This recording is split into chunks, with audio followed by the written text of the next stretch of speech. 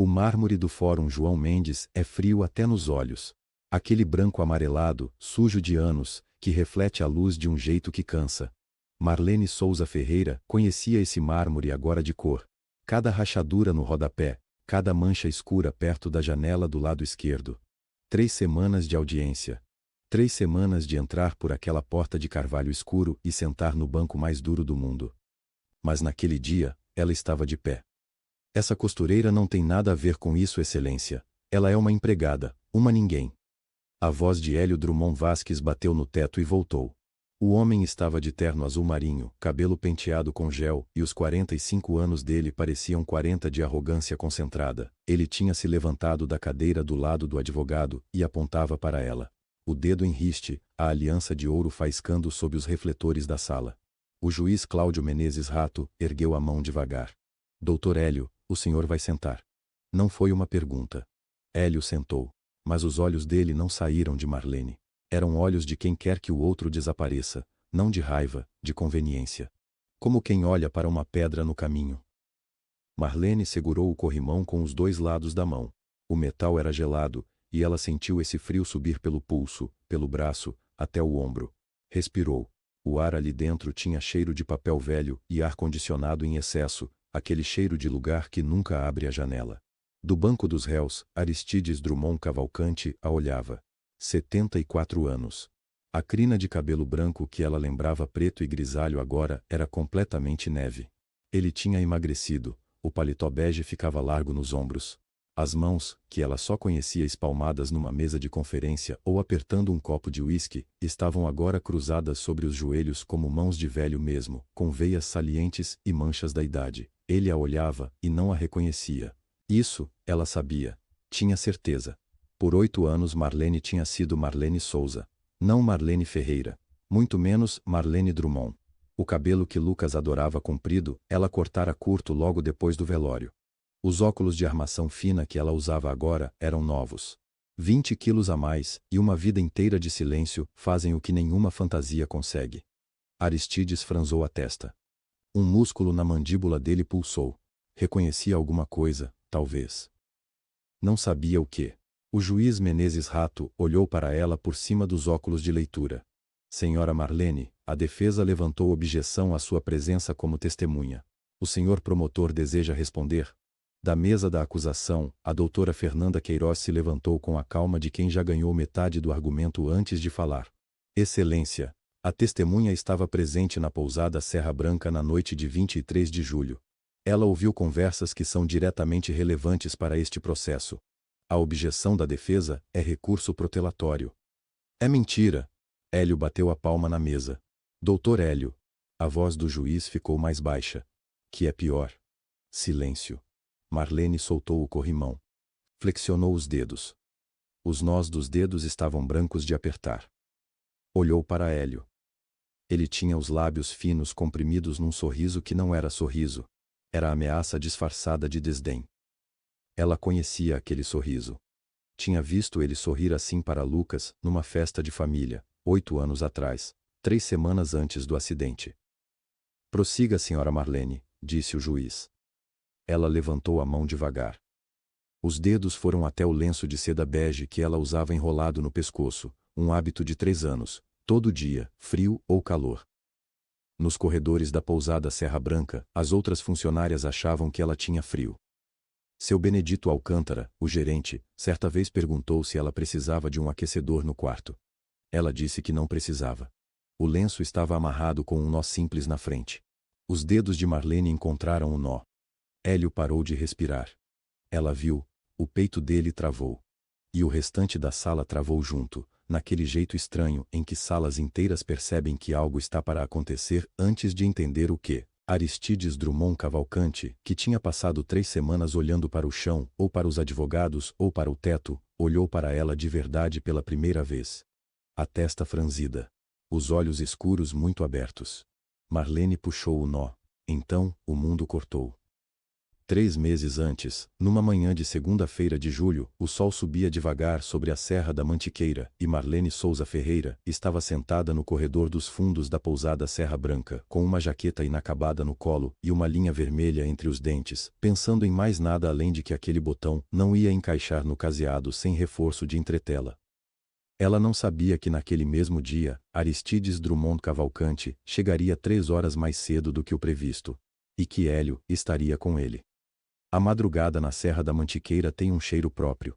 Não é o cheiro de terra nem de chuva. É eucalipto misturado com fumaça velha de fogão a lenha, carregado pelo vento que desce do morro depois das 2 da manhã. Marlene conhecia esse cheiro de cor. Era o sinal de que a pousada estava dormindo e que ela podia trabalhar em paz. Ela estava na varanda do quarto de serviço com um pedaço de veludo azul escuro no colo, a agulha entrando e saindo num ritmo que ela não precisava contar. As cortinas novas que Aristides tinha encomendado para a sala principal eram longas, pesadas, do tipo que pede ponto certo ou tomba de lado. Marlene já tinha cortado, alinhavado e pregado o galão. Faltava o acabamento da barra, mais 2 horas, no máximo. A xícara de café estava sobre o parapeito, já fria. Ela não tinha percebido. A luz da varanda era amarela e fraca, o tipo que atrai mariposa e não ilumina direito. Marlene tinha aprendido a trabalhar assim. Inclinava um pouco a cabeça, deixava o instinto das pontas dos dedos fazer o que os olhos não alcançavam. 3 anos fazendo isso. 3 anos nessa mesma varanda, nessa mesma luz, com esse mesmo vento descendo do morro. Os passos de seu Benedito ela reconheceu antes de vê-lo. O piso do corredor dos fundos rangia diferente dependendo de quem pisava. Benedito tinha o passo pesado do lado esquerdo, um velho problema no quadril que ele recusava operar. Luz acesa de madrugada. Ele apareceu na porta com uma caneca própria na mão, vapor subindo. Já não me surpreende mais. Bom dia, seu Benedito. Ainda não é bom dia. Ele puxou o banco de madeira encostado na parede e sentou com a lentidão de quem sabe que vai doer. Falta 1 hora para o sol. Marlene não respondeu. A agulha continuou. Benedito tomou um gole do café, olhou para o veludo no colo dela, olhou para a xícara fria no parapeito. Não disse nada sobre a xícara. Ele chega amanhã, disse ele. A agulha não parou. Eu sei. Benedito assentiu, devagar. Havia um jeito que ele tinha de fazer isso, assentir com a cabeça baixa, como se estivesse confirmando algo para si mesmo antes de confirmar para ela. Era assim desde a noite em que ele tinha encontrado a fatura antiga no arquivo de fornecedores. Uma fatura de 7 anos atrás, emitida em nome de Marlene Souza Ferreira, endereço em Guaratinguetá, referência a um enxoval de casamento que nunca tinha sido entregue porque o noivo tinha morrido antes da entrega. O nome do noivo estava lá, impresso em itálico no rodapé do documento. Lucas Drummond Cavalcante. Benedito tinha dobrado a fatura, colocado de volta na pasta e nunca tocado no assunto. Marlene sabia que ele sabia. E os dois faziam de conta que não. É cortina nova para a sala principal? Ele perguntou. Veludo, ele pediu azul marinho. Marlene virou o tecido, examinou a barra à luz fraca. Até a tarde de amanhã fica pronto. Ele vai gostar. Pausa. Você sabe como ele é com essa sala. Ela sabia. A sala principal da pousada tinha uma janela grande que dava para o vale, e Aristides tinha mania de ficar parado ali de tarde, de costas para o quarto, olhando para a serra como se devesse alguma coisa ao horizonte. Marlene tinha visto isso várias vezes nos últimos 3 anos, sempre de longe, sempre de corredor. O silêncio entre ela e Benedito era um silêncio de trabalho. Confortável, no limite. Foi ele quem quebrou. E o sobrinho? Marlene não respondeu de imediato. O vento desceu do morro naquele exato momento, balançou o eucalipto perto da varanda, fez a chama da lamparina ao fundo tremer uma vez. Benedito estava olhando para a caneca. Também, disse ele. A palavra saiu baixa, quase sem vogal no final. O Hélio também vem. A agulha de Marlene parou. Ficou suspensa no meio do veludo azul, meio enterrada no tecido, a linha vermelha esticada entre o dedo indicador e o pano. Marlene não puxou. Não soltou. A mão estava parada no ar como se tivesse esquecido o que devia fazer a seguir. Era a primeira vez em 3 anos. Benedito olhou para a mão dela, não disse nada. Tomou o último gole de café. Levantou do banco com o esforço de sempre. Ajeitou a caneca debaixo do braço. Vou deixar você trabalhar, disse ele, já no corredor. Os passos dele foram sumindo. O piso ranhento do lado esquerdo, mais pesado, depois mais leve, depois nada. Marlene ficou olhando para a própria mão. A agulha ainda estava parada no meio do veludo azul. A linha, vermelha, puxada. E lá fora, a serra não fazia barulho nenhum. Ela retomou a agulha às 8 da manhã. O veludo azul ficou pronto antes do almoço. Marlene dobrou o pedaço de tecido, colocou na prateleira de cima, lavou as mãos na pia de pedra e foi até a janela da lavanderia. Foi lá que ela os viu chegar. O SUV preto entrou devagar pela estrada de cascalho, como se o peso do carro precisasse de cuidado. Parou na frente da pousada com um suspiro de motor. A poeira que levantou demorou um tempo para assentar. Hélio desceu primeiro. Marlene conhecia aquele movimento. Ele sempre descia primeiro. Sempre abria a porta para o tio, sempre esticava a mão, sempre sorria antes de qualquer um ter dito alguma coisa. Era um sorriso preparado em casa, desses que a gente coloca igual a terno. Tio, cuidado com o degrau, disse Hélio, a voz chegando amortecida pelo vidro da janela. Aristides desceu devagar. Mais devagar do que da última vez. O casaco era o mesmo cinza escuro de sempre, mas parecia maior nele agora, como se o homem dentro tivesse encolhido um pouco. A mão direita dele tremeu quando apoiou no teto do carro. Marlene não se mexeu. Hélio abraçou Benedito na entrada com aquela efusão toda de quem não viu o amigo em anos, quando na verdade tinham se falado na semana anterior. Enquanto abraçava, os olhos dele varreram a fachada da pousada. A janela do segundo andar, a porta lateral, o corredor aberto. Era uma varredura rápida, quase técnica, que alguém mais distraído jamais perceberia. Marlene percebeu. Ela recuou 2 dedos da janela. Não saiu. Dentro da cabeça, sem pedir licença, veio o rosto de Lucas. Não uma foto.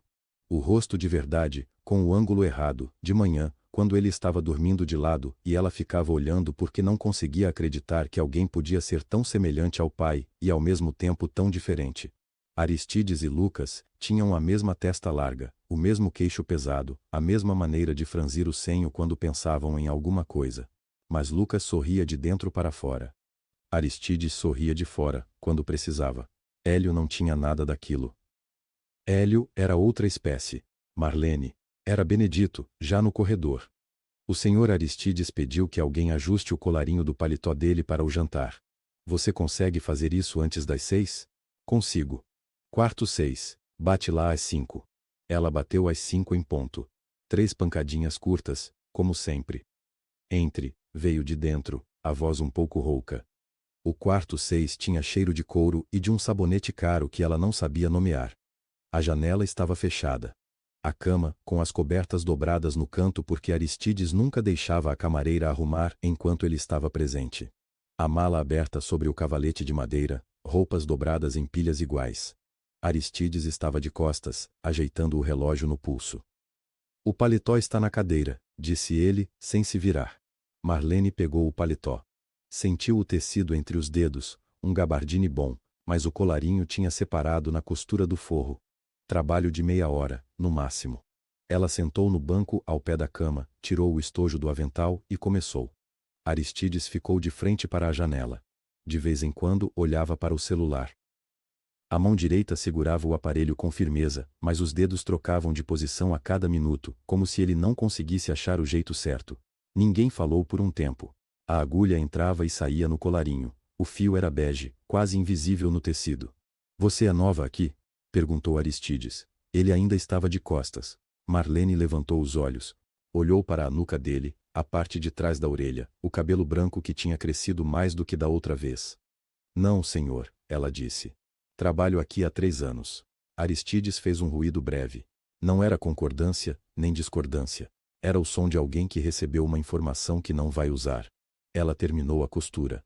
Passou o polegar na emenda para verificar. Dobrou o paletó sobre o braço e se levantou. Está pronto, senhor Aristides. Ele se virou, pegou o paletó sem examinar, assentiu com a cabeça. Obrigado, disse, já se virando de novo. Marlene saiu. Fechou a porta atrás de si com cuidado. O corredor estava vazio. A luz da tarde entrava pela janela do fundo, amarelada, e fazia sombras compridas no assoalho. Ela encostou as costas na parede. Fechou os olhos. A garganta apertou de um jeito que ela conhecia bem. Esse nó que não é choro e não é raiva, é só o lugar onde as coisas ficam quando não tem mais para onde ir. 3 anos. 3 anos ela tinha passado naquele corredor, naqueles quartos, naquelas manhãs de neblina na serra. E o homem que estava do outro lado da porta, o homem que tinha expulsado o filho, que tinha acreditado na mentira errada, que tinha mandado embora a nora sem nem saber o nome dela, esse homem acabara de perguntar se ela era nova. Marlene abriu os olhos. O lenço no pescoço estava intacto, bem amarrado, como sempre. Lá dentro, ela ouviu Aristides ligar para alguém. A voz atravessou a madeira da porta, grave, controlada. E do outro lado do corredor, a porta do quarto 8 estava entreaberta. A porta de Hélio.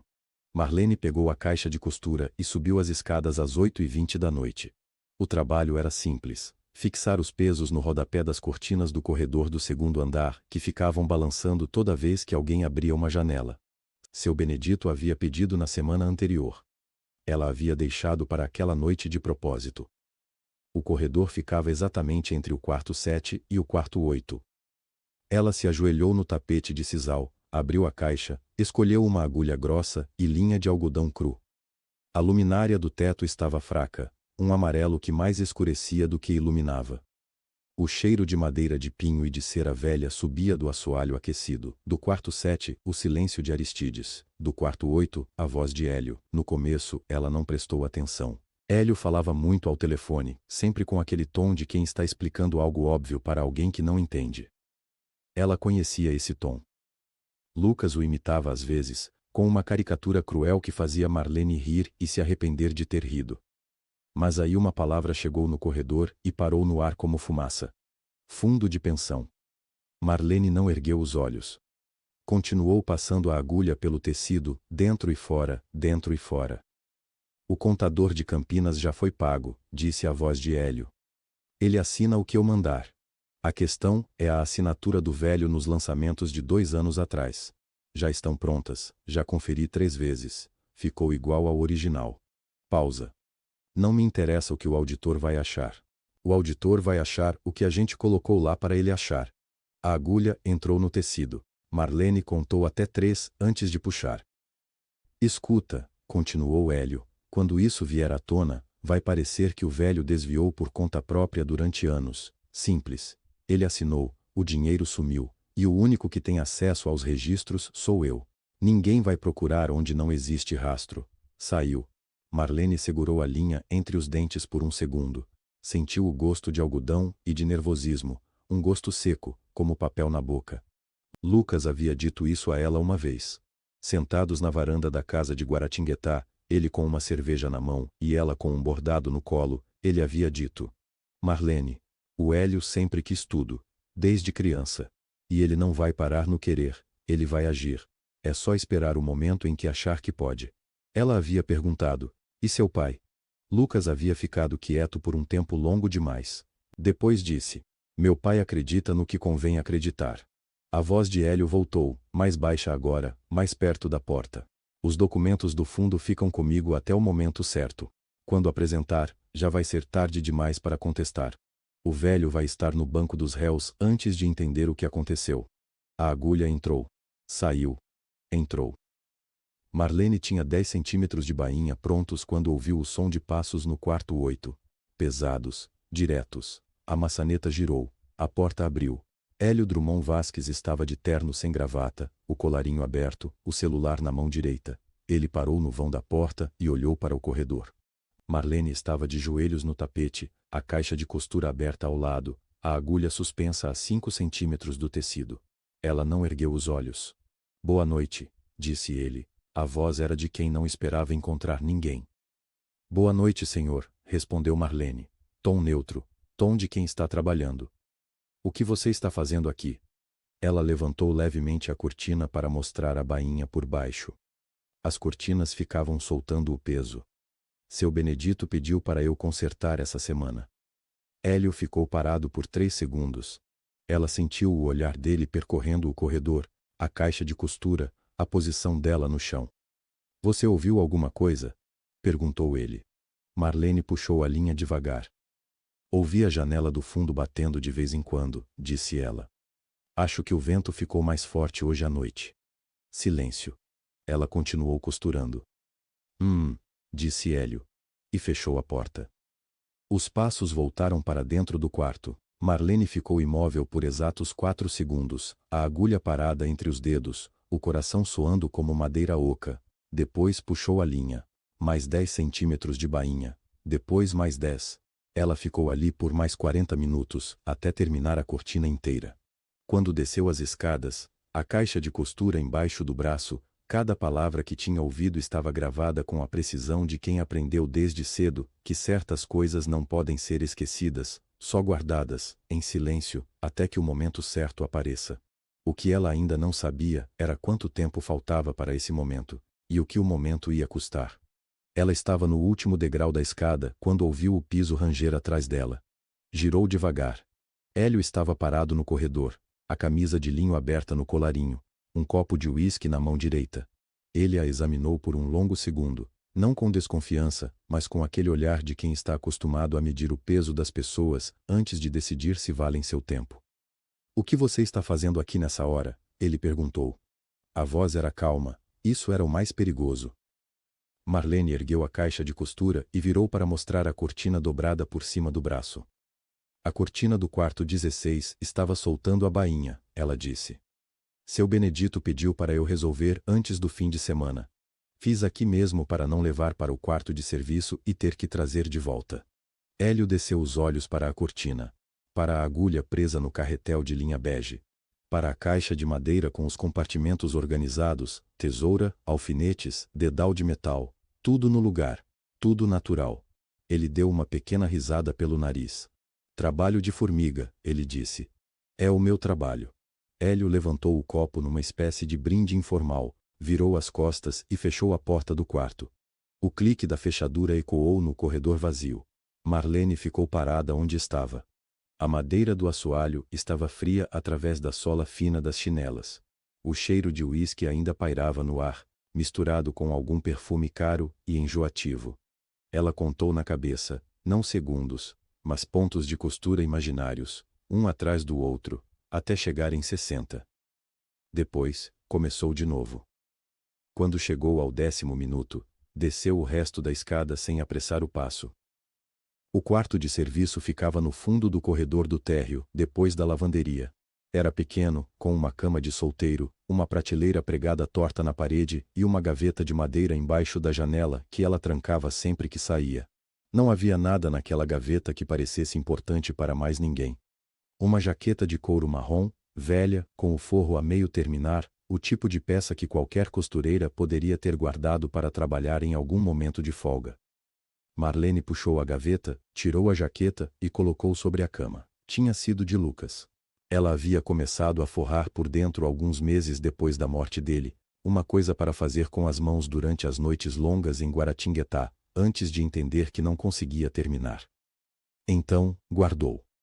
E quando foi embora, levou junto, sem explicar para ninguém.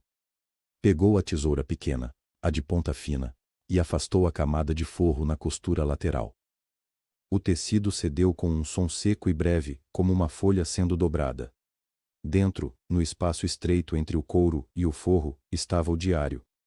Um caderno de capa preta, não muito grosso, com as bordas das páginas amareladas. A caligrafia de Lucas era grande e inclinada para a esquerda. Ela reconhecia até no escuro. Estava lá. Ficou com ele na mão por um momento. Não abriu. Já sabia o que havia dentro. Tinha lido tanta vez que certas páginas estavam marcadas pela pressão dos próprios dedos.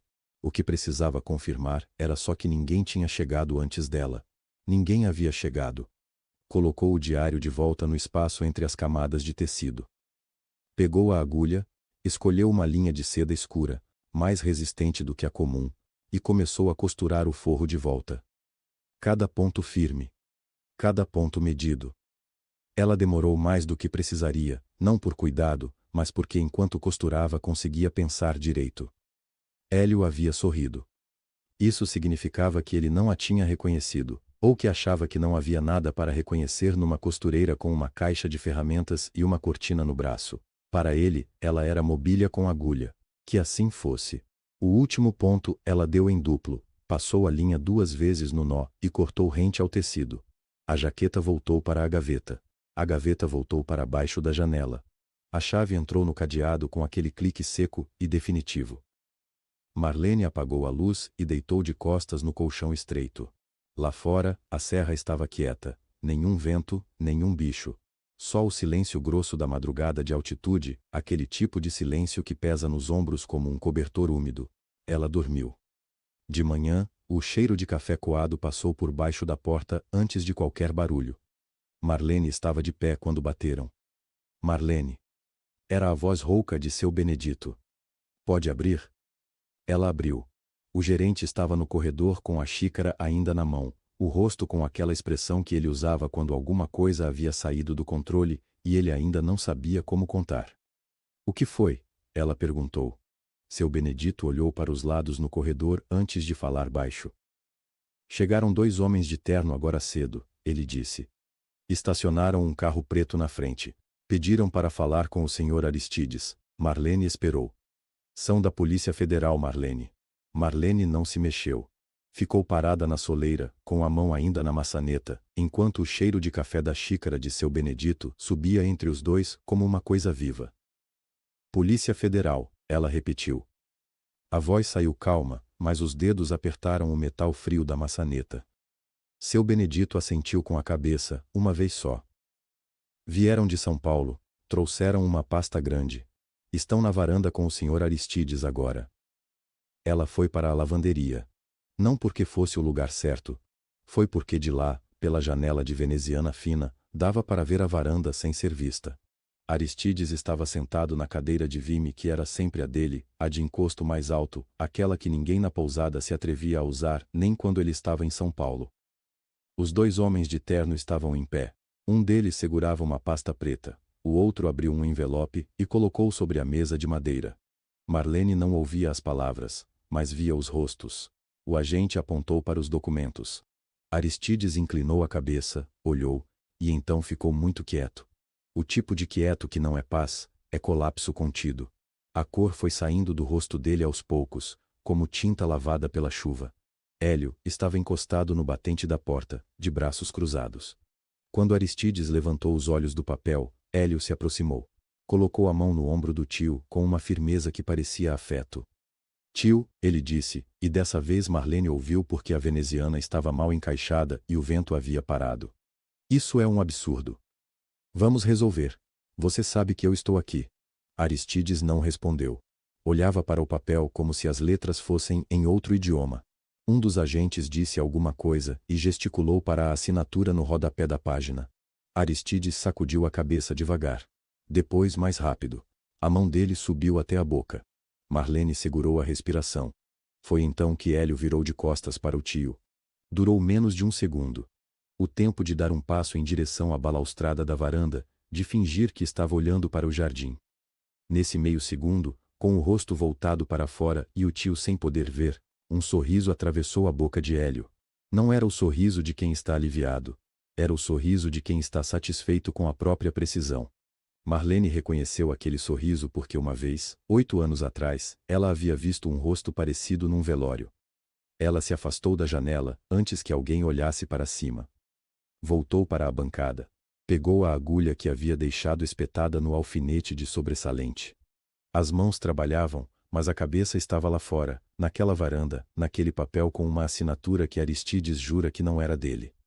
47 milhões de reais.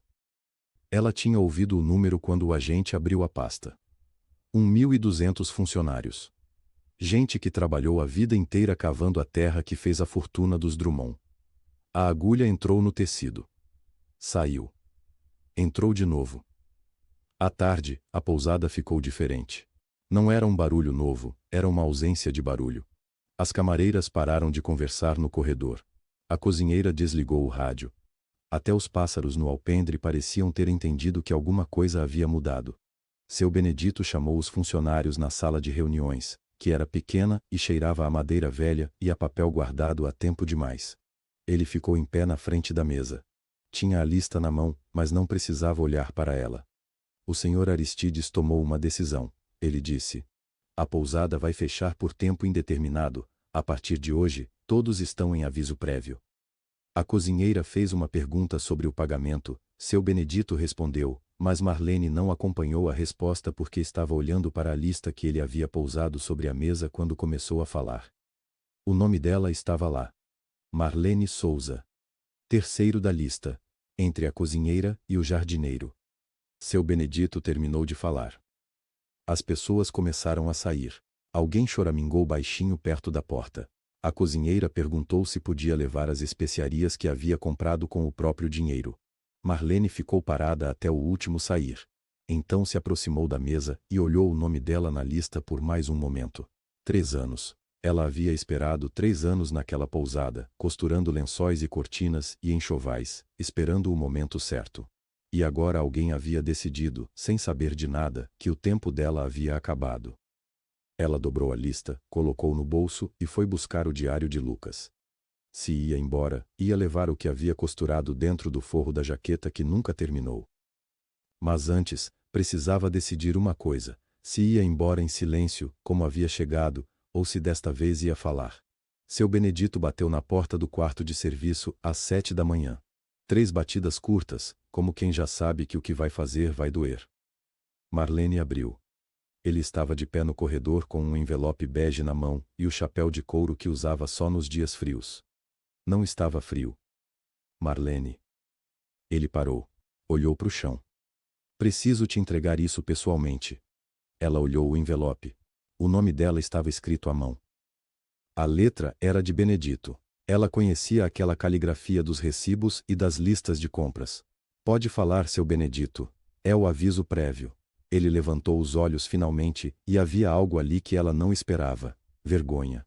Eu não concordei. Quero que saiba disso. Fui avisado ontem à noite por telefone e não tive como. Eu sei. 3 anos, Marlene. Você foi a melhor funcionária que essa pousada já teve. Eu disse isso a eles. Disse que era um erro. E eles disseram que a decisão estava tomada. Benedito fechou a boca. Assentiu devagar. Ela pegou o envelope das mãos dele com cuidado, como se fosse um tecido que não podia amassar. Obrigada por vir pessoalmente, ela disse. Isso importa. Ele quis dizer mais alguma coisa. Ela viu na forma como ele abriu e fechou a boca 2 vezes.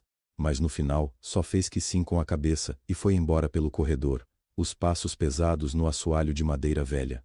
Marlene fechou a porta. O quarto tinha 3 metros por 4. Uma cama, um armário, uma janela que dava para os fundos. No verão entrava cheiro de hortelã do canteiro da cozinha. Agora, em julho, cheirava a madeira úmida e a lã do cobertor que ela havia lavado na véspera e ainda não havia secado direito. Ela sentou na borda da cama, colocou o envelope em cima da almofada sem abrir. Já sabia o que estava escrito. A jaqueta de Lucas estava dobrada no colo dela. Marrom escura, de lã grossa, com o forro de seda bege que ela havia costurado de volta à mão, ponto por ponto, 8 anos atrás, depois que tirou o que estava guardado dentro. Tirou o diário de dentro do forro pela última vez. Era um caderno comum, capa preta, folhas pautadas. Lucas escrevia com caneta azul e pressionava forte, ela conseguia sentir o relevo das letras nos dedos quando passava o polegar pela página. Ela abriu na última entrada. Não precisava encontrar, o caderno se abria sozinho ali, porque ela havia lido aquela página tantas vezes que a lombada havia cedido naquele ponto exato. A data era de uma terça-feira, 8 anos e 3 dias antes do acidente. Se algo me acontecer, Hélio foi. Ele sabe que eu descobri o que ele fez com o Fundo dos Trabalhadores. Marlene, guarda isso. Um dia vai ser necessário. Ela leu uma vez. Depois leu de novo, em voz baixa, com a voz que usava quando costurava sozinha e precisava pensar em voz alta, sem que ninguém ouvisse. Lucas havia escrito aquilo com pressa. As letras inclinavam mais do que o habitual. Mas a palavra, Marlene, estava escrita com mais cuidado. Como se ele houvesse parado, respirado fundo, e então escrito o nome dela direito. Ela fechou o caderno. As mãos estavam quietas, completamente quietas. Ela olhou para elas como se fossem as mãos de outra pessoa, firmes, pousadas sobre a capa preta, sem nenhum tremor. Havia um momento antes, em que ela pensava que quando chegasse a hora, ia sentir alguma coisa grande. Medo, ou alívio, ou raiva. Mas o que sentia agora era mais parecido com o momento em que termina de passar a linha pela agulha. Aquela pequena resistência que cede, e de repente, o fio está do lado certo, pronto para começar. Ela colocou o diário dentro da jaqueta. Não dentro do forro desta vez, dentro da manga interna, dobrado junto ao tecido, perto do corpo. Se levantou. Arrumou a cama. Lavou o rosto na pia do banheiro minúsculo com a torneira que chiava um pouco antes de sair água. Depois foi para a recepção. Seu Benedito estava atrás do balcão organizando as chaves dos quartos. Quando a viu entrar, ficou imóvel. Marlene? Seu Benedito. Ela parou do outro lado do balcão. O senhor tem o contato do advogado de defesa do Dr. Aristides? Ele piscou. Olhou para ela como se precisasse ter certeza de que havia entendido. O advogado dele? Por que você... Tem uma informação que ele precisa. Ela colocou os dois cotovelos no balcão e esperou. O senhor tem o número ou não tem? Seu Benedito ficou parado um momento com a chave do quarto 13 na mão. Samir Haddad. Ele pronunciou o nome devagar, como se testasse o peso. Mas Marlene, esse homem cobra o que não acaba mais. E ouvi dizer que ele saiu do caso. Benedito pôs a chave no gancho. Virou para ela de frente. Saiu faz 2 dias. As contas do Dr. Aristides foram bloqueadas. Sem pagamento, sem advogado. É assim que funciona. Marlene assentiu uma vez. Não perguntou mais nada. Agradeceu, e voltou pelo corredor estreito que cheirava a cera de assoalho e madeira velha. O Dr. Aristides estava no quarto 16 desde a manhã. Seu Benedito havia dito isso sem que ela perguntasse. Dissera como quem desabafa, com aquela voz de quem carrega um peso que não é dele. O velho não descia para as refeições. O rapaz da limpeza deixava a bandeja na porta e recolhia meia hora depois com a comida fria, quase intacta. Marlene subiu a escada de madeira. O corredor do segundo andar estava vazio. A única luz acesa era a do abajur de palha perto da janela do fundo, que vibrava um pouco sempre que o vento batia nos vidros velhos. Ela parou na porta do 16. Bateu 3 vezes. Do outro lado, silêncio. Depois, um rangido de cadeira. Depois, nada. Ela bateu de novo. Não quero ser perturbado. A voz era grossa, mas havia algo nela que rangia igual a cadeira. Marlene ficou parada. Olhou para o piso. Havia uma fresta larga embaixo da porta, fresta de porta antiga, de pousada que ninguém reformou direito. Ela abriu a bolsa. Tirou o bloco de notas pequeno que usava para anotar medidas de bainhas. Arrancou uma folha. Escreveu devagar, pressionando o lápis com firmeza. Eu estava no corredor naquela noite. Eu ouvi. Eu tenho provas. M. Dobrou o papel ao meio. Abaixou. Empurrou devagar pela fresta até que desapareceu do lado de dentro.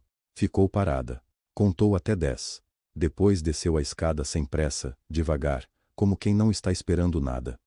Do outro lado da porta, Aristides viu o papel aparecer no chão. Ficou olhando para ele como se pudesse ser perigoso. A mão direita, que tremia havia 3 dias sobre documentos que não conseguia mais segurar direito, ficou imóvel sobre a mesa. Ele se levantou com o esforço de quem tem 74 anos e uma montanha nas costas. Pegou o papel. Abriu. Leu uma vez. Leu 2 vezes. Na terceira, largou na mesa, foi até a janela, ficou olhando para o jardim da pousada lá embaixo, o jardim com a roseira que ainda tinha 3 flores vermelhas teimosas naquele começo de setembro. Depois, voltou para a mesa. Leu de novo. Eu estava no corredor naquela noite. Ele foi até a porta. Abriu. O corredor estava vazio. O abajur de palha no fundo vibrava com o vento. Cheiro de cera e madeira velha, nenhuma pessoa à vista. Aristides ficou na soleira durante um longo momento com o papel dobrado na mão fechada. No quarto pequeno dos fundos que seu Benedito havia cedido a Marlene como ateliê improvisado, um cômodo que antes guardava colchões extras, ela havia empurrado a mesa para perto da única tomada e ligado a luminária de costura.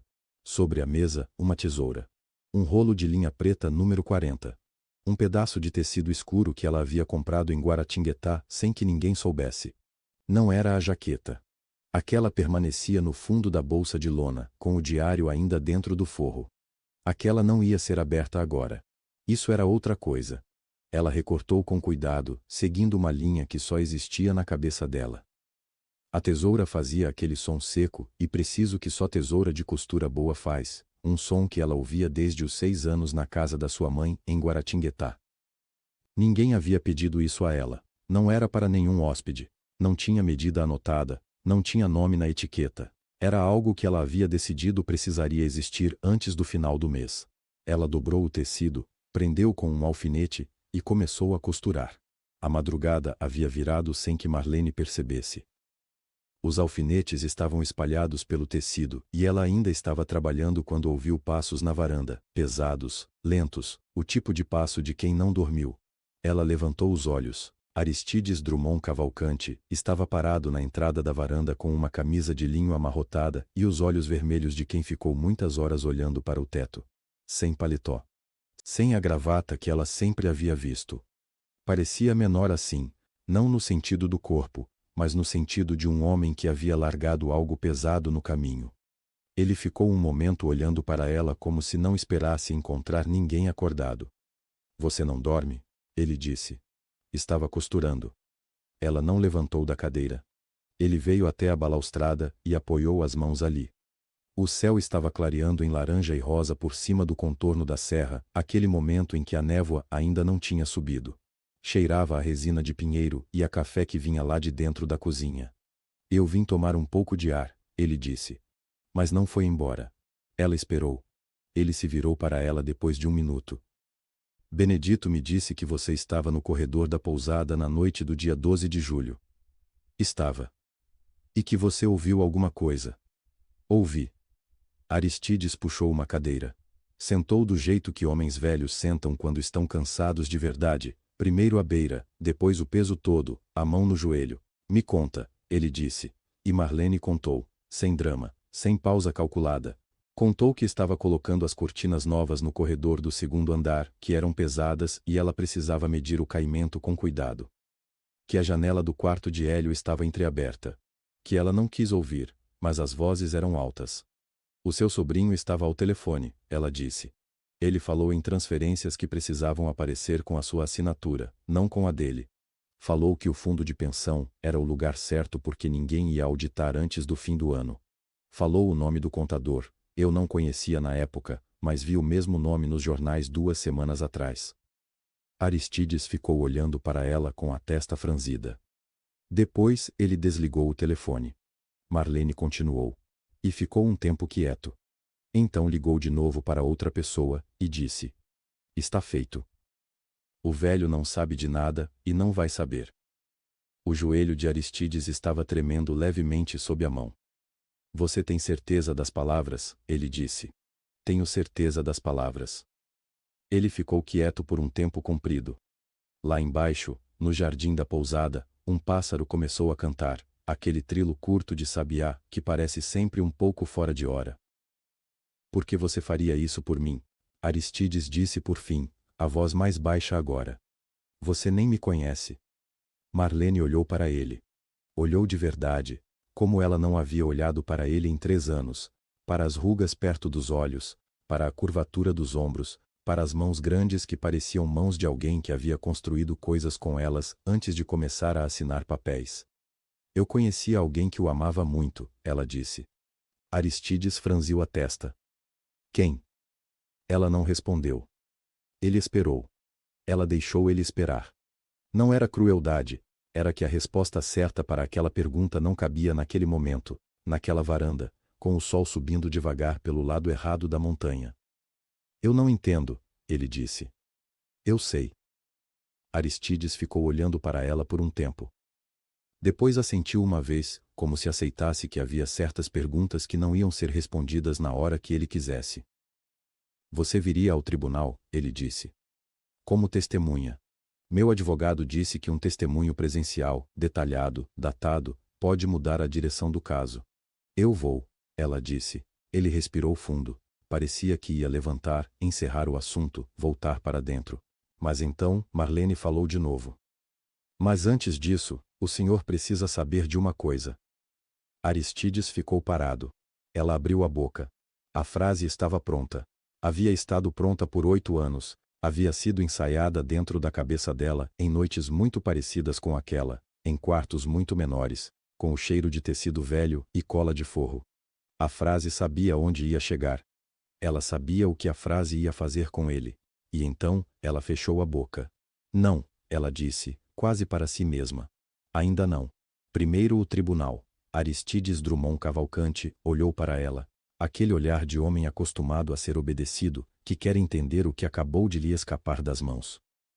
Marlene pegou o tecido dobrado do colo e voltou a costurar. O ônibus para Guaratinguetá saiu de manhã cedo, com o sol ainda fraco atrás das serras. Marlene ficou o tempo todo com a mochila no colo, a jaqueta de couro dobrada lá dentro, pesada de um jeito que não tinha nada a ver com o peso do couro. Ela chegou na casa de Dona Perpétua às 10 da manhã. Antes de bater, ficou um segundo parada na calçada, olhando para a janela da sala com a cortina de chita que ela mesma havia costurado anos atrás. A cortina estava desbotada. Ela não havia percebido na última vez. Bateu. Perpétua abriu a porta antes que o segundo toque soasse. Ela olhou para o rosto da filha da maneira que só mãe olha, devagar, de cima a baixo, lendo o que não está escrito. Então se virou e foi para a cozinha. Entra, ela disse, sem perguntar nada.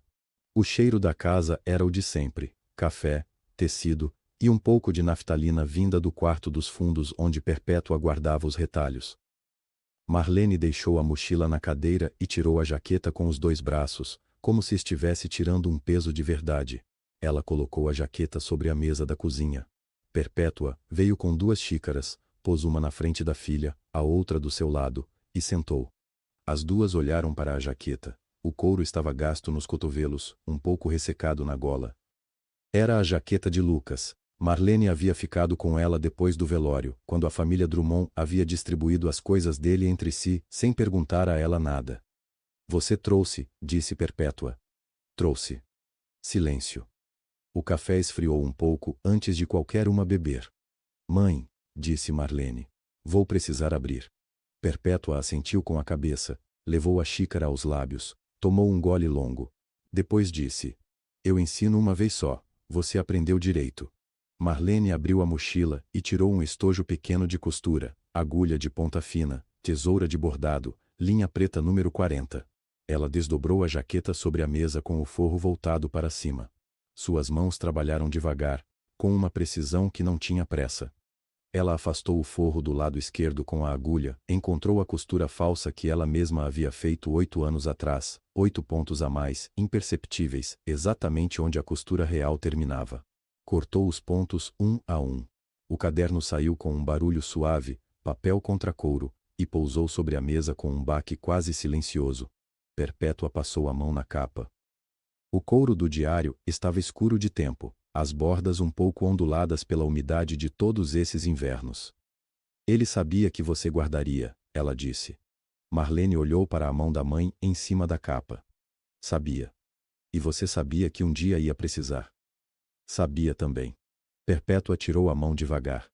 O que é costurado com intenção, não se perde. Ela havia dito isso a vida toda. Quando ensinava Marlene, ainda menina, a esconder o dinheiro da semana no forro da bolsa velha. Quando ensinava que um botão bem pregado aguentava mais que o tecido em volta. Marlene havia levado a lição mais longe do que a mãe havia imaginado. À tarde, Marlene foi sozinha ao cemitério. A cidade estava quieta naquele sábado de agosto, com as calçadas vazias e o céu de um azul que parecia pintado rápido demais. O cemitério ficava a 15 minutos a pé. Ela conhecia o caminho sem precisar olhar. A lápide de Lucas era de granito escuro, granito Drummond. Ela havia pensado na época, com um amargor que não sabia para onde dirigir. O nome estava esculpido fundo na pedra: Lucas Drummond Cavalcanti. As datas embaixo. 32 anos entre elas. Marlene ficou de pé na frente da lápide. Ela não chorou. Era curioso, essa ausência de lágrimas, não porque não houvesse dor, mas porque a dor havia se tornado uma coisa sólida dentro dela, como um caroço de pedra que não dissolve. Ela colocou a palma da mão direita sobre o granito. A pedra estava fria, mas não da maneira que ela havia imaginado ao longo dos anos. Era uma frieza seca, mineral, honesta. Acabou a espera, ela disse baixinho. O vento mexeu nas folhas de um ipê lá atrás. Mais nada. Ela ficou por uns 10 minutos. Depois virou, e foi embora. O hotel onde havia reservado um quarto era pequeno, 2 andares, na rua de trás da rodoviária. Marlene subiu a escada com a mochila nas costas, o diário guardado de volta, e parou na frente do quarto 203. A porta estava entreaberta. Ela havia fechado com a chave ao sair. Ela sempre fechava com a chave. Marlene empurrou a porta devagar com a ponta dos dedos. O colchão havia sido virado. A mala estava no chão com as roupas espalhadas. A gaveta do criado mudo estava aberta e vazia. Ela não havia colocado nada lá dentro, mas alguém havia verificado. O travesseiro estava do lado errado da cama. Alguém havia procurado alguma coisa. Marlene ficou parada na soleira, com a mochila ainda nas costas e o diário de Lucas encostado nas suas costelas. Eles ainda não sabiam onde ele estava, mas agora sabiam que ela estava em Guaratinguetá. Ela não entrou no quarto, ficou ali, na soleira, olhando para a desordem como quem lê uma ameaça escrita numa língua que conhece bem. O edredom tinha o cheiro errado, não era o sabão que sua mãe usava, era algo mais seco, mais sintético, o cheiro de estranho. Marlene deu um passo para trás, puxou a porta sem bater e foi direto para o quintal. Tirou o celular do bolso. As mãos estavam firmes, mas a mandíbula estava fechada com força demais. A ligação para seu Benedito chamou 2 vezes. Marlene? A voz dele era de homem que havia dormido mal. Ainda é cedo. Seu Benedito. Vieram 2 homens à pousada me perguntar. Uma pausa. Pequena, mas ela contou cada segundo. Vieram sim. Ontem de tarde. Disseram que eram conhecidos seus, que queriam te dar uma surpresa. Eu disse que você tinha saído de férias, não falei para onde. Como eles eram? Um era mais alto, paletó escuro. O outro ficou no carro. Marlene, tá tudo bem? Tá. Obrigada, seu Benedito. Não dá meu número para ninguém. Ela desligou antes que ele pudesse fazer mais perguntas. Ficou parada debaixo da goiabeira do quintal. Uma folha caiu no chão de terra seca, fazendo um som quase nenhum. Mas ela ouviu. Paletó escuro. Ficou no carro. 2 homens que sabiam o nome dela e sabiam onde ela trabalhava. Hélio não estava mais esperando. Ele estava procurando. Marlene pegou o primeiro ônibus que saía para São Paulo às 6h40 da manhã. Não acordou sua mãe. Deixou um bilhete na mesa da cozinha. Precisei resolver uma coisa. Ligo mais tarde. Te amo. Eram palavras pequenas para uma coisa enorme. Durante as 3 horas de viagem, ela não tirou a mochila das costas. O diário de Lucas ficou encostado nas suas costelas a viagem toda, aquela pressão constante que ela havia aprendido a reconhecer como a única coisa que ainda a separava da derrota. A promotoria de justiça ficava num prédio de vidro e concreto no centro de São Paulo, onde o ruído da cidade batia nas janelas como se quisesse entrar. Marlene chegou às 10 da manhã e disse à recepcionista que precisava falar com a doutora Fernanda Queiroz. A senhora tem agendamento? Não tenho. Diga a ela que é sobre o caso Drummond e que eu tenho um documento que ela ainda não viu. A recepcionista olhou para ela de cima a baixo, a mochila surrada, a blusa amassada da viagem, o cabelo preso sem capricho, e depois pegou o telefone. Marlene esperou 22 minutos em pé. A doutora Fernanda Queiroz tinha olhos de quem não dormia muito e uma mesa coberta de papéis que ela claramente sabia organizar de cabeça. Olhou para Marlene com a cortesia profissional de quem está prestes a dispensar alguém em menos de 5 minutos. Você é a costureira da pousada, sou. Já temos seu depoimento nos autos. Se quiser acrescentar algo, precisa passar pelo protocolo de doutora Fernanda. Marlene abriu a mochila devagar e colocou o diário sobre a mesa. Era um caderno de capa grossa, cor de vinho, com as bordas gastas de tanto ser manuseado. Isso é o diário de Lucas Drummond Cavalcante, filho de Aristides. Ele escreveu isso nos últimos 2 meses antes de morrer. Fernanda não tocou no caderno de imediato, ficou olhando para ele como para um objeto que pode morder. Como você tem isso? Porque eu era casada com ele. Silêncio. Fernanda abriu o diário. Leu devagar, a mandíbula levemente apertada. Chegou na última entrada. Marlene sabia exatamente qual era. Havia lido aquelas linhas centenas de vezes, e parou. Fechou o caderno. Abriu de novo. Leu outra vez. Quando levantou os olhos, havia algo diferente neles. Quem é você? Marlene estava sentada reta na cadeira, com a mochila no colo. Sou a pessoa que vai provar que o senhor errado é o outro. Fernanda ficou quieta por um momento que durou mais do que deveria. Depois. Eu preciso de 48 horas para verificar a autenticidade desse documento. Grafologia, datação da tinta, cruzamento com os registros. Se isso é o que você diz que é, é. Então você vai ser a testemunha mais importante desse julgamento. Marlene assentiu. Sentiu o peso da mochila vazia no colo, levíssima agora, quase estranha. Ela havia carregado aquilo por 8 anos. As 48 horas ainda não tinham acabado quando a secretária de Fernanda entrou na sala com uma folha na mão e uma expressão que não precisava de legenda. Fernanda leu. Colocou a folha sobre a mesa. Olhou para Marlene. Hélio Drummond acaba de entrar com uma liminar. Ele quer te impedir de testemunhar. Alega que você é uma testemunha tendenciosa sem vínculo legítimo com o caso. Marlene sentiu um frio fino descer pelo pescoço. Ele ainda não sabe quem eu sou. Não. Fernanda inclinou a cabeça levemente. Mas agiu depressa o bastante para me dizer que alguém lhe disse que você existe. Marlene ficou quieta por um momento. O ar da sala cheirava a café esquecido, numa jornada longa demais. Alguém me viu na pousada. Ou alguém me viu entrar aqui. Fernanda dobrou as mãos sobre a mesa. Não importa como ele soube. O que importa é que a liminar foi parcialmente aceita pelo juiz Rato. Você pode testemunhar. Mas Hélio vai trazer um advogado para te desconstruir na frente de todo mundo. Como assim, desconstruir? Ele contratou Renato Falcão. Fernanda falou o nome devagar, como se pesasse cada sílaba. Especialista em testemunhas. O homem passa anos estudando como fazer uma pessoa parecer mentirosa sem que ela minta nada. Vai perguntar sobre sua escolaridade, sua renda, se você conhece Aristides fora do trabalho, se alguém te pagou para estar aqui. Marlene olhou para a janela. Lá fora, um pombo pousou na beira da grade e ficou parado, como se também estivesse ouvindo. E o que ele vai querer provar? Que você é uma costureira sem instrução formal, sem vínculo jurídico com o caso, possivelmente comprada pelo réu para criar uma versão favorável a ele. Mas não fui comprada. Eu sei. Fernanda se inclinou um pouco. Mas Falcão não precisa provar que você foi. Ele só precisa plantar a dúvida no júri. Uma dúvida pequena já é suficiente. Marlene respirou fundo.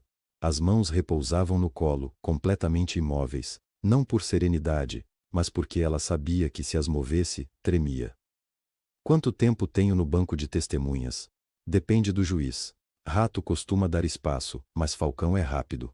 Pode ser 30 minutos, pode ser menos. 30 minutos é muito. Fernanda franziu a testa. Marlene, você entende que ele vai tentar te humilhar? Na frente da imprensa, das câmeras, do Aristides, de todo mundo que for a esse tribunal? Entendo. E você ainda quer testemunhar? Quero. Ela pausou. Mas preciso te perguntar uma coisa primeiro. Pode perguntar. O senhor juiz vai deixar eu mostrar alguma coisa no tribunal? Fernanda piscou. Depende do que for. Documentos precisam ser protocolados antes.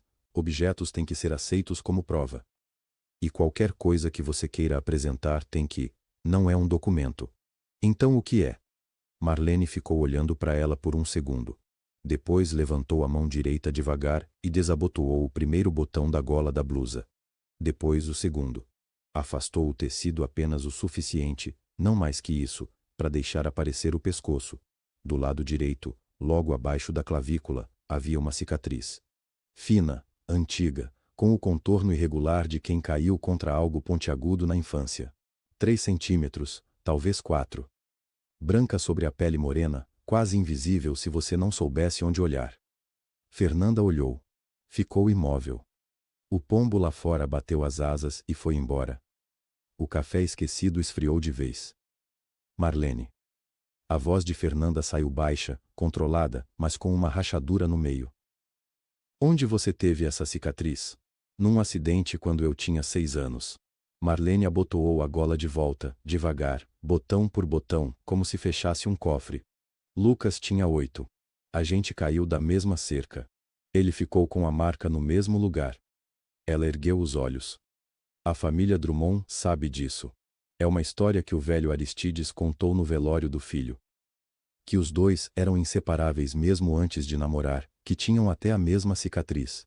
Mas o que ele não sabe, o que ninguém sabe, É que Lucas me contou outra coisa antes de morrer. Fernanda não se mexeu. O que ele te contou? Que essa marca era a prova de quem eu era para a família. Que um dia ia importar. O silêncio que seguiu não era vazio. Era o tipo de silêncio que acontece quando uma peça encaixa num lugar onde você nem sabia que tinha buraco. Fernanda passou a língua nos lábios. Olhou para a gola abotoada. Olhou para Marlene. Isso muda tudo, ela sussurrou. E Marlene não respondeu. Já tinha dito o que precisava dizer. Fernanda chegou ao Fórum João Mendes na manhã de uma segunda-feira com uma pasta fina e uma petição de 2 páginas. Pediu sessão fechada com o juiz Cláudio Menezes Rato antes do início das audiências regulares. A secretária olhou para ela com desconfiança. Sessão fechada a pedido de promotora não era comum naquele corredor. Mas o juiz concordou. A sala era pequena, sem janelas para fora, com uma planta de plástico no canto e o ventilador de mesa fazendo um barulho de rolamento gasto. Fernanda colocou a pasta sobre a mesa sem abrir. Excelência, há uma questão de identidade que pode ser relevante para o depoimento da testemunha principal. Não posso antecipar os detalhes sem comprometer o andamento, mas preciso de autorização para que ela apresente um elemento físico de identificação, se o momento exigir. O juiz Rato tirou os óculos e limpou as lentes com a barra do paletó. Elemento físico. Que tipo de elemento? Corporal, excelência. Marcação visível no corpo. Ele ficou olhando para ela por alguns segundos. O ventilador chiou. A defesa vai alegar surpresa. A defesa vai alegar muita coisa, mas o senhor sabe que o código permite. E eu estou pedindo autorização prévia exatamente para não ter que interromper o depoimento na hora. O juiz colocou os óculos de volta. Tamborilou os dedos na mesa uma vez só. Autorizado. Desde que pertinente ao objeto da causa. E eu decido na hora se pertinente é pertinente. Claro, excelência. Fernanda pegou a pasta sem abrir e saiu. O ventilador continuou chiando para ninguém. Hélio chegou às 8h40 com o Dr. Falcão à sua esquerda e 3 assistentes atrás, cada um com uma pasta diferente. O terno era cinza grafite, gravata azul marinho, sapato engraxado até brilhar. Ele cumprimentou o porteiro pelo nome, acenou para um repórter que estava do lado de fora, e entrou no corredor do fórum como se fosse uma reunião de conselho da empresa. Aristides chegou às 9h menos 10, de carro próprio, mas sem motorista. Desceu devagar, com a mão na porta para não perder o equilíbrio. Seu advogado era um rapaz de 30 e poucos anos, paletó que não era dele, pasta com elástico em vez de fecho de couro.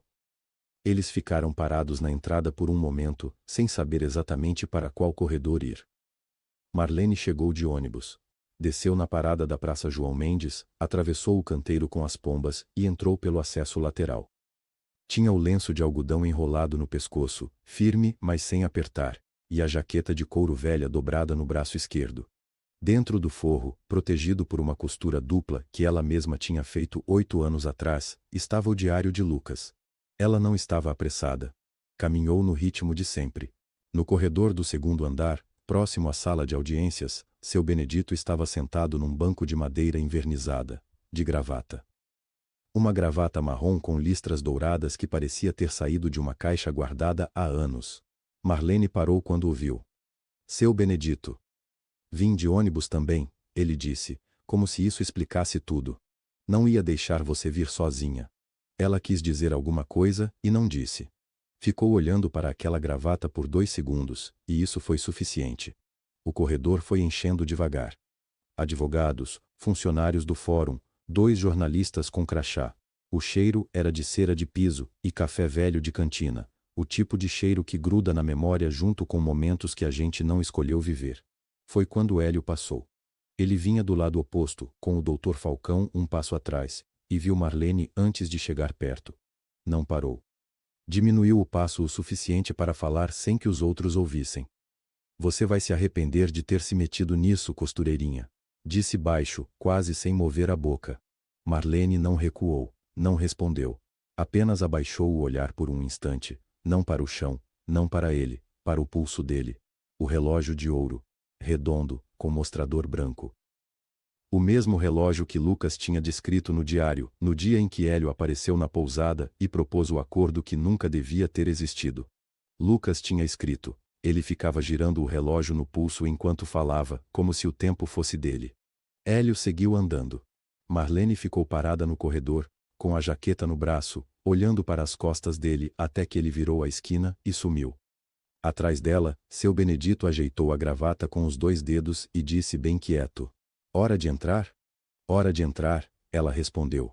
Mas antes de dar o primeiro passo, ela colocou a mão espalmada sobre o forro da jaqueta. Uma vez só. Como quem confirma que uma coisa ainda está no lugar certo, e estava. A sala do tribunal cheirava a papel velho e café esquentado. Marlene entrou pelo corredor lateral, com a jaqueta dobrada no braço esquerdo, e encontrou seu lugar no banco das testemunhas antes que o oficial chamasse seu nome em voz alta. Ela olhou para a frente. Aristides estava sentado à mesa da defesa, de terno cinza escuro, as costas eretas como sempre. Mas a mão direita, aquela que ele batia na mesa quando queria encerrar um assunto, ficava parada sobre o tampo de madeira, tremendo levemente, como agulha de bússola que não acha o norte. A doutora Fernanda Queiroz se levantou com uma pasta grossa e foi para o centro da sala.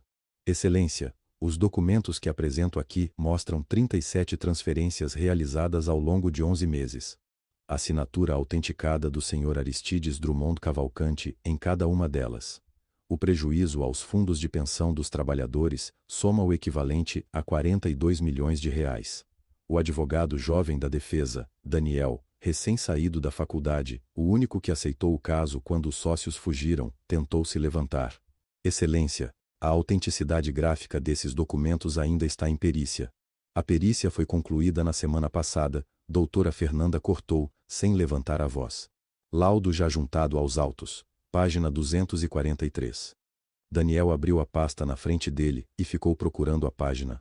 Hélio, sentado atrás, cruzou os braços e olhou para o teto com um sorriso que não precisava de boca. O juiz Cláudio Menezes Rato ajustou os óculos. "Prossiga, doutora." Foi quando chamaram Marlene. O advogado de Hélio, o doutor Falcão, era um homem de 60 anos com cabelo branco e gravata a bordo. Ele se levantou antes mesmo que ela terminasse de se sentar. Nome completo para o registro: Marlene Souza Ferreira. Profissão: costureira. Costureira. Ele deixou a palavra cair como moeda no chão. "A senhora possui diploma universitário?" "Não." "Contrato formal com qualquer parte deste processo?" "Não." "Vínculo jurídico com a empresa Drummond Mineração?" "Não." "A senhora foi remunerada para estar aqui hoje?" Marlene olhou para ele com calma. "Fui chamada pelo Ministério Público. Não recebi nada além do reembolso de passagem, que é de praxe." Falcão caminhou até o centro da sala, ajeitando o paletó. "O que uma costureira tem a ver com fraude financeira milionária?" A sala ficou quieta. Até o ventilador do teto parou de chacoalhar por um segundo. Marlene respirou fundo pelo nariz, cheiro de papel, de toner de impressora, e respondeu com voz baixa e clara: "Eu estava no corredor da pousada Serra Branca, na noite de 14 de julho. Posso descrever cada palavra que o Sr. Hélio Drummond Vasques disse ao telefone naquela noite. Foi como jogar uma pedra em água parada." Daniel largou a pasta. A doutora Fernanda levantou o rosto. O juiz Rato tirou os óculos. Marlene não olhou para nenhum deles. Ela olhou para Aristides. E viu a mão dele, aquela mão que tremia, parar completamente. Foi Hélio quem se moveu primeiro. Ele se levantou da cadeira com tanta força que ela arranhou o piso de madeira, e o barulho cortou o silêncio da sala como uma faca. "Essa costureira não tem nada a ver com isso." A voz dele subiu mais do que devia, mais do que um homem que tem certeza sobe a voz. O juiz Rato bateu o martelo uma vez. "Senhor Drummond, o senhor está na condição de..." Ela não estava lá. Hélio apontou o dedo para Marlene. "Ninguém a chamou para estar lá. Ninguém a colocou naquele corredor. Ela é uma empregada, uma costureira sem nome nenhum nesse processo." Marlene ficou sentada. Não recuou no banco, não cruzou os braços, não desviou o olhar. Só colocou a mão devagar sobre a jaqueta dobrada no colo, uma vez só, como quem confirma que uma coisa ainda está no lugar certo. E estava. "Essa costureira não tem nada a ver com isso." A voz de Hélio rasgou o ar do tribunal como um tecido ruim, alto demais, rápido demais, sem controle. O juiz Rato não bateu o martelo desta vez. Só pousou a mão sobre a mesa, devagar, e esperou um segundo inteiro antes de abrir a boca. "Senhor Drummond." A voz do juiz não subiu. Desceu. O senhor vai sentar agora. Não é sugestão. Hélio olhou para Falcão. Falcão se levantou. Excelência, com todo o respeito, o advogado ajustou a gravata com 2 dedos.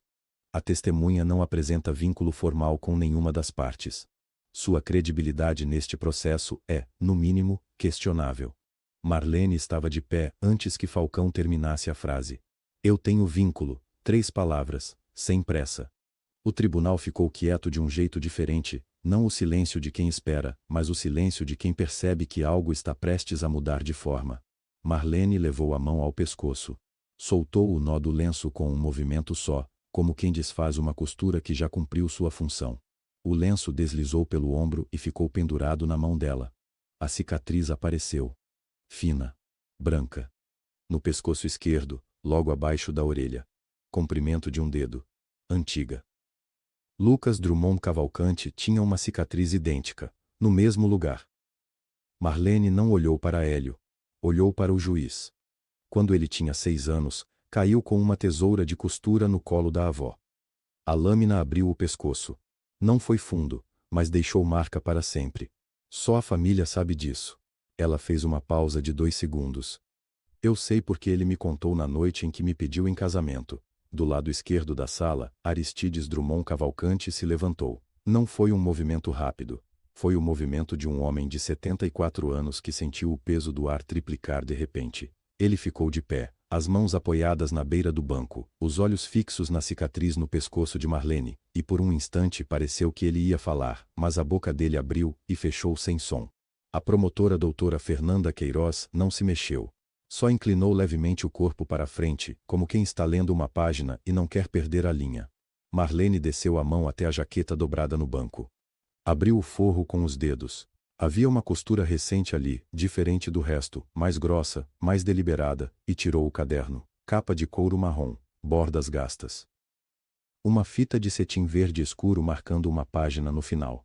Ela caminhou até a mesa do juiz e colocou o caderno sobre ela com as 2 mãos. Esse é o diário do seu filho, senhor Aristides. A voz dela não tremia. Mas ela olhou para o velho por um segundo antes de continuar, e nesse segundo havia 8 anos inteiros. A última entrada tem data de 3 dias antes do acidente que o matou. Ele sabia o que Hélio estava planejando. E ele sabia que eu ia guardar isso. Porque eu sempre guardo o que não pode ser perdido. O juiz Rato pegou o caderno com as 2 mãos. Abriu na fita de cetim. Leu. Não foi rápido, foram 2, 3 minutos que pareceram durar mais do que deveriam. A sala inteira prendeu a respiração sem combinar. Ele fechou o caderno. Olhou para Hélio. Hélio estava com a mão direita sobre a mesa. O relógio de ouro no pulso, o mesmo que ele usava no dia em que Lucas morreu, o mesmo que ganhou quando o império começou a ser seu na prática, havia parado. O ponteiro dos segundos estava imóvel, preso entre o 11 e o 12, sem girar. Hélio olhou para o relógio. E pela primeira vez em todo o julgamento, não disse nada. O juiz Rato pousou o caderno na beira da mesa com cuidado, do jeito que se pousa alguma coisa que pode quebrar. Esta sessão está suspensa por 40 minutos, disse ele. Não há discussão sobre isso. O martelo bateu. Um som seco, curto, e depois nada. A sala demorou 1 segundo para entender que estava autorizada a se mexer. As pessoas começaram a se levantar, a sussurrar, a sair em grupos pequenos pelo corredor. Os advogados de Aristides se reuniram num canto e falaram baixo, com a cabeça inclinada para dentro do círculo. A doutora Fernanda Queiroz ficou parada perto da sua mesa, olhando para os próprios papéis, sem ler nenhum deles. Marlene ficou sentada. Não tinha onde ir. E mesmo que tivesse, não ia. O banco de madeira estava duro sob ela, tinha marcas de anos de pessoas que sentaram naquele mesmo lugar com as mesmas mãos frias. Marlene pôs as palmas sobre os joelhos e ficou olhando para a frente. Do outro lado da sala, Aristides também não tinha se levantado. Ele estava no banco dos réus com as mãos cruzadas sobre os joelhos, a mesma postura dela, ela percebeu, sem que nenhum dos dois tivesse combinado, ele estava olhando para ela. Marlene sabia que ele estava tentando ver alguma coisa no rosto dela. Ela deixou. Aristides inclinou a cabeça 1 centímetro para o lado. Os olhos dele percorreram a boca dela, o queixo, a maneira como ela segurava os dedos uns sobre os outros.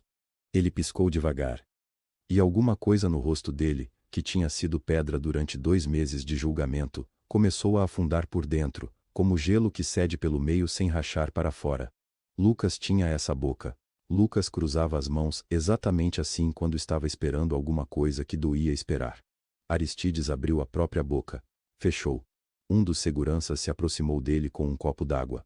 Aristides sacudiu a mão, recusando. O segurança recuou. Os 40 minutos passaram lentos, com o cheiro de papel velho e verniz quente da sala esquentada pelo sol de setembro que entrava pela janela alta do lado esquerdo. Quando o juiz Rato voltou, ele não precisou chamar a atenção. As pessoas sentiram a porta abrir e voltaram para os seus lugares antes que o oficial pedisse. Rato se sentou. Ajeitou os óculos. Olhou para a folha que tinha na frente. Esta corte tomou nota do material apresentado pela testemunha, disse ele. O caderno que foi entregue será submetido à perícia grafológica de urgência. O laudo deve ser concluído em até 72 horas. Ele pausou. Com base no conteúdo desse material e nas declarações prestadas hoje por esta testemunha, este juízo está determinando, neste ato, a condução coercitiva de Hélio Drummond Vasques para esclarecimentos. Pausa de 1 segundo. E o bloqueio preventivo de todas as suas contas bancárias e ativos declarados, com efeito imediato. Hélio ficou branco. Não foi gradual, foi de uma vez, como quando se apaga uma luz. O doutor Falcão, que estava ao lado dele, fechou a pasta que tinha na frente, não abriu a boca, apenas fechou a pasta com um estalo suave de couro sobre madeira, e pôs as mãos sobre ela. Excelência, começou Hélio. O senhor terá oportunidade de se manifestar, disse Rato, sem levantar os olhos da folha. Não agora. 2 oficiais de justiça se deslocaram pelo corredor lateral da sala. Os passos deles eram medidos, sem pressa, porque a pressa teria parecido errada para um momento que já era pesado demais. Eles pararam ao lado de Hélio. Hélio olhou para eles. Depois olhou para o doutor Falcão, que desviou o olhar para a pasta fechada. E então, Hélio virou a cabeça para Marlene. Ela estava no mesmo lugar, com as mesmas mãos sobre os joelhos, olhando para ele. Hélio tinha um sorriso que ele usava desde menino, um sorriso que aparecia quando ele achava que sabia mais do que os outros na sala. Marlene tinha visto esse sorriso no corredor da pousada, 8 anos atrás, no dia depois do velório de Lucas. Tinha visto em fotos de jornal. Tinha visto na entrada do tribunal, na primeira semana, quando ele chegou com o terno cinza e os óculos novos. O sorriso não voltou. O rosto de Hélio ficou liso, sem expressão, como uma parede de que alguém arrancou todos os quadros. Um dos oficiais pôs a mão no ombro dele com gentileza. Hélio olhou para a mão. Depois olhou, uma última vez, para Marlene. Ela não desviou. O corredor do Fórum João Mendes estava quase vazio. A maioria das pessoas tinha saído depois da leitura da sentença. Ficaram só alguns funcionários, um estagiário que recolhia papéis numa pasta, e o som distante dos saltos de alguém descendo a escada de mármore lá no fundo. Marlene andava devagar. Os ombros ainda carregavam o peso das últimas horas. Ela queria sair, pegar o primeiro ônibus para Guaratinguetá, chegar antes que sua mãe dormisse. Foi então que ouviu o passo, pesado, irregular, o passo de um homem que não estava acostumado a correr atrás de ninguém. Ela parou. Aristides Drummond Cavalcante estava no corredor, sozinho, sem o assessor de sempre, sem o advogado, sem a pasta de couro que ele carregava desde a primeira audiência como se fosse um escudo. Era só ele, 74 anos de granito, parado a uns 3 metros dela. A luz da tarde entrava oblíqua pelas janelas altas e cortava o corredor em faixas largas, douradas e sombrias. Aristides estava parado numa dessas faixas de luz, e Marlene percebeu pela primeira vez o quanto ele havia envelhecido nas últimas semanas. A pele do rosto estava afundada perto dos ossos. A mão direita tremia levemente, como se ele não conseguisse controlá-la. Ele abriu a boca. Fechou. Olhou para o chão de mármore como se estivesse procurando alguma coisa que havia caído ali e que nunca mais ia achar. Tentou de novo. Eu te mandei embora, ele disse por fim. A voz saiu baixa, sem a dureza de sempre. Não era uma pergunta, era uma confissão feita em voz alta pela primeira vez. Marlene o olhou nos olhos. O senhor acreditou em Hélio quando ele disse que eu era uma oportunista. Que eu havia seduzido Lucas por dinheiro. Ela falou sem raiva. com a precisão de quem revisou essa frase por 8 anos e já não precisa mais gritar. O Senhor me colocou para fora da casa no dia do velório, enquanto o caixão ainda estava no corredor. Aristides fechou os olhos. Eu sei. O estagiário passou por eles com a pasta debaixo do braço, rápido demais para perceber o que acontecia ali. Os passos dele sumiram na escada. Eu ouvi cada palavra que Hélio disse naquela noite na pousada, Marlene continuou. Cada palavra que ele planejou, cada mentira que ele construiu sobre o nome do Lucas. E eu guardei tudo, 8 anos, porque eu sabia que um dia ia importar. Por que você não foi à polícia antes? Porque sem prova, eu era só a viúva pobre que havia inventado uma história para se vingar. Ela inclinou a cabeça levemente. O senhor teria acreditado em mim? Aristides não respondeu. A resposta era óbvia para os dois. Eu não mereço o Lucas, ele disse depois de um tempo. A voz rachou um pouco no final. E não mereço seu perdão. Marlene ficou parada. O ar do corredor cheirava a papel velho e ao detergente de chão que alguém havia passado mais cedo. Um cheiro ordinário, completamente errado para o momento. Ela pensou em Lucas, em como ele detestava lugares que cheiravam a formalidade. Em como ele abria as janelas de qualquer cômodo que entrava, mesmo no inverno. Ela colocou a mão no bolso da jaqueta. Não disse que perdoava. Ainda não era hora disso, e ela não ia fingir que era. O senhor merece saber quem ele era. Ela tirou uma foto pequena, desbotada nas bordas. Papel fotográfico comum, daquele que a gente revelava em farmácia. Lucas e ela, jovens. Ele com 28, ela com 24, numa encosta coberta de samambaias. A serra ao fundo parecia muito com a Mantiqueira. Talvez fosse. Marlene não lembrava mais o nome exato do lugar. Só lembrava que ele havia tropeçado num galho e rido, e que ela havia fotografado justamente esse momento, e que a foto ficou levemente torta, e que era a favorita dela por isso. Ela estendeu a foto. Aristides a pegou com a mão que tremia. Ficou olhando. Os olhos percorreram cada detalhe devagar, como se ele estivesse tentando memorizar alguma coisa que nunca havia tido chance de ver. A mandíbula se contraiu. Ele não conseguiu falar. Marlene esperou um instante. Depois começou a andar em direção à saída. Os passos dela eram firmes no mármore, não apressados, não aliviados, só firmes. O tipo de passo de quem já carregou o peso longe o suficiente para saber que agora ele pertence a outra pessoa. Ela não olhou para trás, mas ouviu.